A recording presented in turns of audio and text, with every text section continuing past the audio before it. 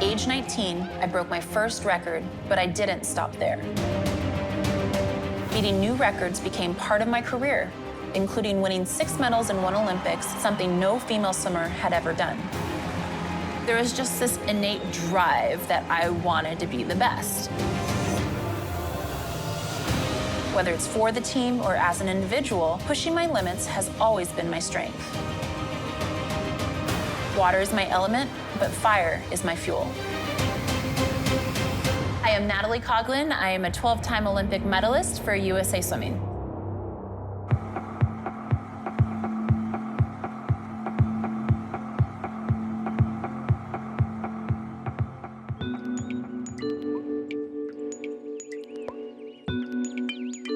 I was born very competitive, and so fortunately I found swimming at a young age, and it was something that I could channel that competitiveness into. She's a very determined young lady, and she's very focused on everything she does. She had 3 specific goals, and they were to break a world record, to go to the Olympics, and to get a college scholarship. And to get a gold medal. Yeah. I had been on the national team. I had won national titles. I was the American record holder in the 100-yard backstroke. And then I tore my labrum about a year out of the Olympic Games. She was kind of anticipated to be in Sydney in 2000, where she didn't qualify. Missing the Olympic team in 2000 was the best thing that could have happened in my career. I was knocked off my pedestal. I was in the worst place mentally and physically, and so I let go of my ego because of that injury and because of missing that Olympic team. You know, I think when Natalie showed up here in the fall of 2000, I think it was someone who was a little indifferent to their swimming and just like not really sure what the next steps were. Having the injury that I had, the torn labrum, there was some silver linings about that.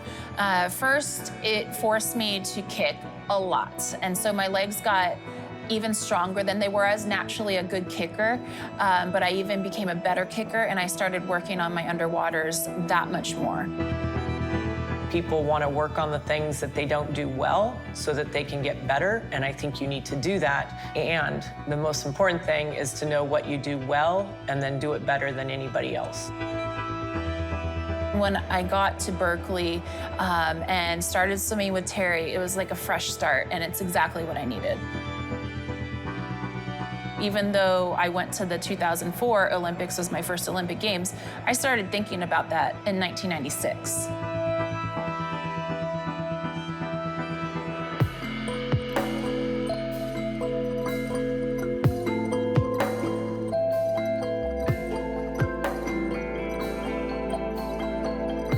It's unlike World Championships. It's the exact same competition. It's the same competitors, yet it is so much more terrifying. World champion for this event, representing Germany. My 100 backstroke was during a pretty big windstorm. How we judge our walls on the turn and on the finish is based on the flags, and the flags are moving back and forth, back and forth. In lane 4, the 2001 world champion, representing the United States of America, Natalie Coughlin. It's hard to say who was my biggest rival because I did so many different events. In backstroke, it was Kirsty Coventry. Representing Zimbabwe, Kirsty Coventry. Natalie is a fierce competitor. When you get behind the blocks, you know you are going up against someone extremely tough, and she is going to make your life hell. I knew I was capable of it, so I just needed to perform. Time. She loves that underwater dolphin kick, and she did already about a quarter body length lead. Now she builds into this 50. That's what she does best. In backstroke, it's really tough to see the other competitors. And for me, the way that my body position was in the water, all I ever saw was splashing. You can't really see people either side of you, but when you go into the turn and you're coming out, you can sort of have a quick peek. Coughlin is going to have a lead as they make the turn. She doesn't use that wall as a liability, Dan. She uses it as an asset, and much better than anybody else. One thing I admired from her is she left everything in that pool, and that's something that I learned from her as a competitor. I remember those last 15 meters just dying. She's on top of the water. This is a tremendous swim by Coughlin. Natalie Coughlin way out in front of the field. It doesn't really matter. I just need to get my hand on the wall. And just feeling the burning sensation in my legs. For the goal. She just held off Coventry. As soon as I hit the wall and I looked at the scoreboard, I wasn't quite sure if I was reading the scoreboard correctly, because in Athens, it was tiny.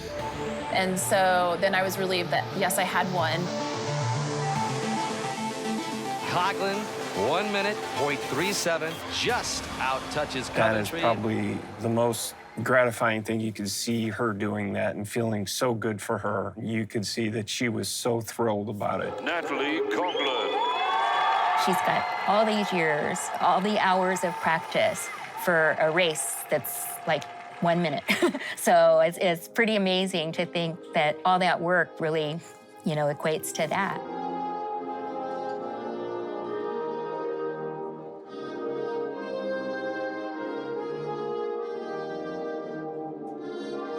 My first Olympics was where the Olympics started. Like, there's something so, so special about that.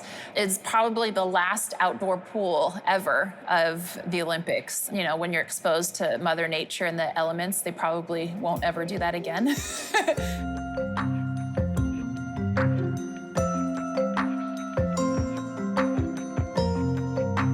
Yeah, I've always been much more of a morning person than a late night. Which is good, because you have to get up early. Like, I woke up at 4 a.m. most days that I had morning training, so I saw the sunrise often.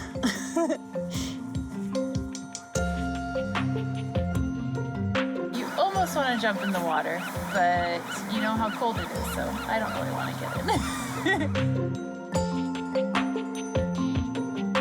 in. Swimming is the weirdest sport because it's an individual sport, but then you're part of a team. So I want to win the 100 backstroke and I want to win the 100 freestyle. But then you come together on relays and then you want everyone to do amazing. We had a funny relationship as far as competitors. Luckily, she mostly did 200 and down and I did 200 and above, so I didn't have to race her too much. But she was definitely somebody I was just so thrilled to have on a relay. I think the cool thing about a relay is like when they get to do it together, and you get to see them interact with each other. That was nice to have teammates with you to kind of get those nerves out of the way. The four of us were talking and we were saying, you know what, we could win and we could break this world record. In fact, that was the last East German world record, and we knew we were capable of erasing that history. She has a very strong, calm presence, but very competitive and focused, and that's contagious. It was awesome being on the 04 team with Natalie.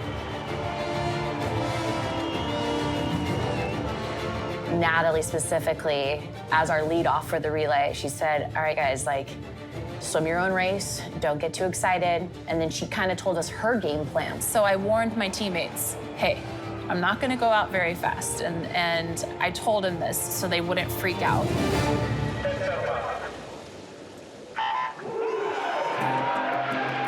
Natalie Coughlin has the capability to put this out of reach for the United States. In that first 100, I was like, okay, Natalie, let's go. Let's pick it up. So at the 100, I was 8th.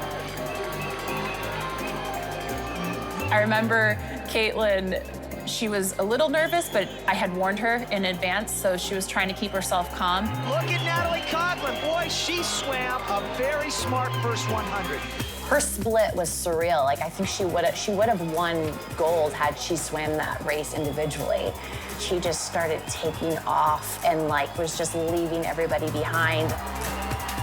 By the 150 mark, I was starting to hammer it home, and then by the 200, I was in the lead. So she gave us this lead that I was like, whew, okay, thank you so much. You know, she's the girl you want going first.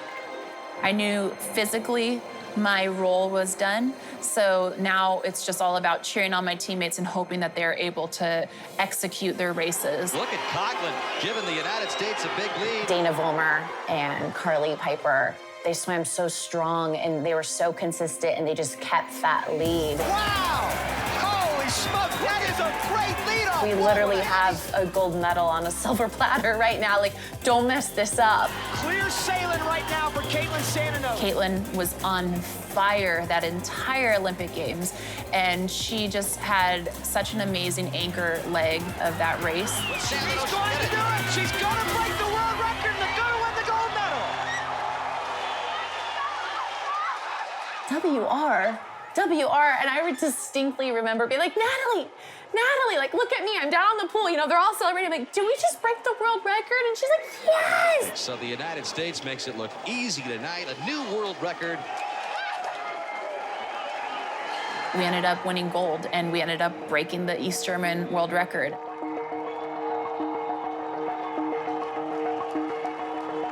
It was just such a celebration, the four of us being on that top podium.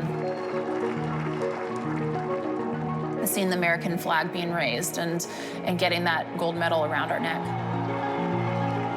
There's just so much pride that goes into that. I turned 22 at my first Olympic Games. It was a great celebration because I just got to sit back and relax and enjoy my 2 gold medals and my 3 other medals. It was pretty special. This is the 100-meter backstroke, and this is the 4x2 100 freestyle relay.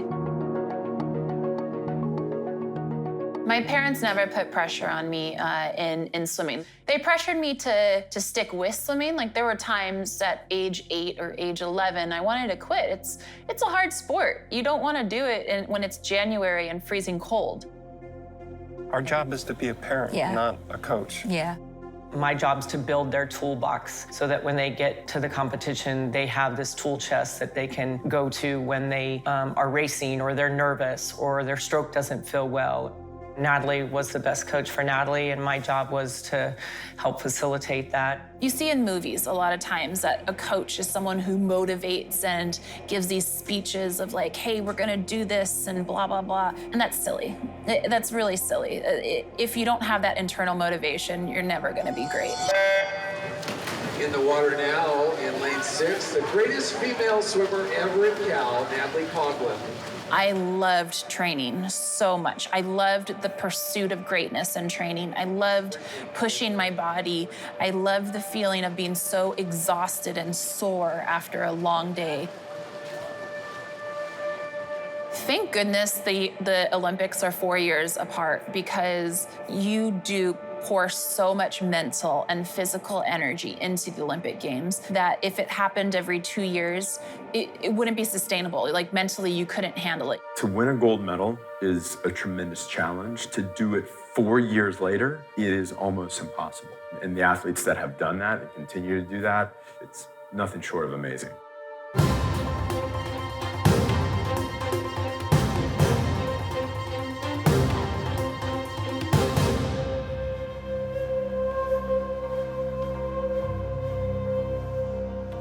You know, you're coming in as the defending Olympic champion, then there's a lot of pressure on you, but be it from the media, from yourself, from your teammates, from wherever else. You know, you're so afraid of losing that is part of the ego too. So it's the desire to win and the fear of losing. It's this like weird like angel and devil on your shoulder. It's very motivating, but it's very hard to deal with. The most memorable race of my Olympic career is without a doubt the 2008 100 backstroke. Everyone was trying to knock me off that podium. There was a lot of pressure going into Beijing. My goal going into Beijing was to get 4 gold medals. In fact, in the semifinal, Kirsty Coventry ended up breaking my world record. And we knew going into the final it was going to be really tough. Over and over and over again in my head, I just kept saying, you could do this. Like, you could do this. You just have to perform. I knew that I was still capable of winning.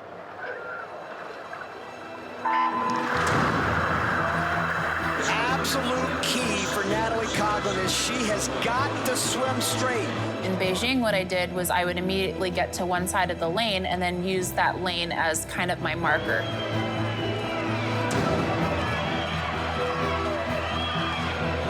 Coughlin got off to a great start. Can she hold out Coventry, who's got good closing speed? Underwater work for Natalie was a huge advantage. And so we may all be really good on top of the water, but as soon as she went underwater, she could beat us. I went out way too fast, like I always do, fading at the end, like I always do. At the end of a race, it was always my legs that hurt so bad. It felt like burning cement in your quads and in your hamstrings. But I was able to have a good finish. Is she gonna have enough? Yes! Coughlin wins the gold. Coventry. I remember looking up at the clock, seeing that I did, in fact, win, and just being so relieved and happy. She beat me, and I looked over at Natalie and saw that her lip had been bleeding and was like, what did you do? She was biting down so hard on her lips that it actually was bleeding. And I just thought, oh my gosh, like 100% you deserve this medal because you had an incredible race and you just did everything in your power to win and you were the best athlete on the day. Natalie Coughlin had the finish of a lifetime. How cool is that? And just sort of trying to take it all in and seeing her parents, like how happy they were. Yeah, that But was it very is- emotional, and of course. You see the backdrop of the flag, and they're superimposing her face over it. I think Kleenex is one of the sponsors there, so that was good. I don't think she realized at the time. Like, I mean, I know I didn't realize it at the time. You're just so in the moment. And I remember seeing the 2 American flags being lifted and the Zimbabwe flag being lifted during the national anthem. And I remember looking to Margaret, and she just started to have a tear going down her face. Then all of a sudden, I just started crying. And that was so unlike me. That's not part of my character. It really shows the lead up and the pressure cooker of the Olympics, and just that release and that relief when you are successful, when you know you can be. I always was very, very, very competitive. It didn't matter what event it was. I wanted to beat the people on the left and right of me.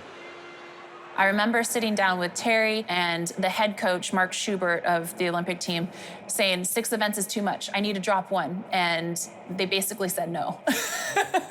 And I was like, okay, we'll see how this goes. I never wanted to swim in an event that I didn't think I was capable of medaling. I was able to win a bronze in that 200 IM and then another bronze in the 100 freestyle and be the first American to win 6 medals in one Olympics.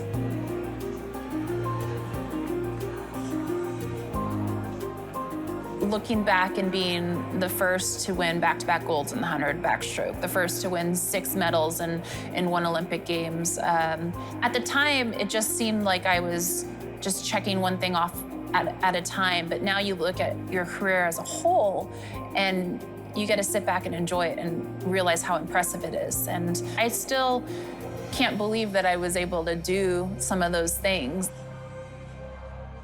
When you think of women that have dominated swimming, you think Natalie Coughlin. I mean, she has 12 medals to prove it.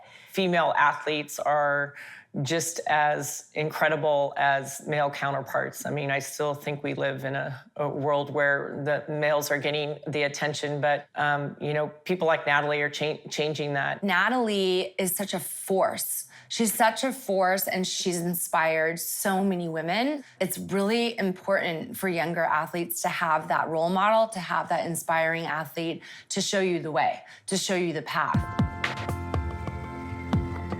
I haven't shown my medals to my kids yet. If I have, I completely forgot about it. I'm sure my daughter will probably try and run around with them and probably would break them, so.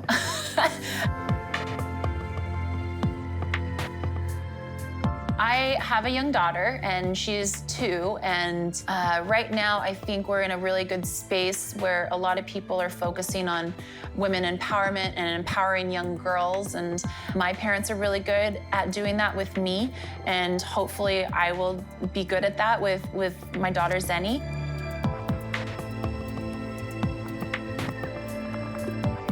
I haven't really started working out yet after having my son. Stretching will be really important as I get back into working out and getting back into shape. You have to take care of your body. You can't just punish it.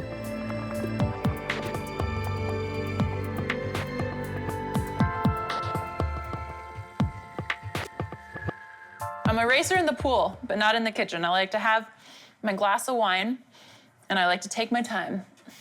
This is all part of my meditation.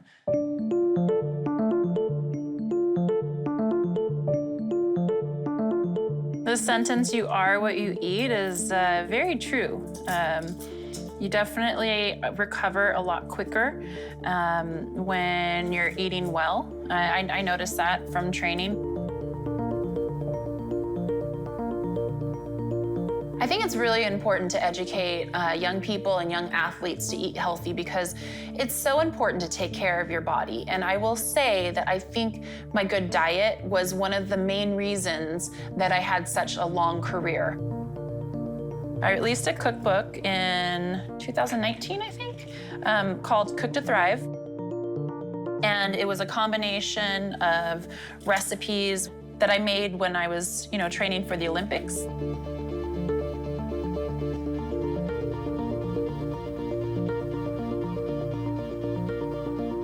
Since I've left the national team and the Olympic team, they now travel with a registered dietitian, and she does a fantastic job with the Olympic team. I'm very jealous.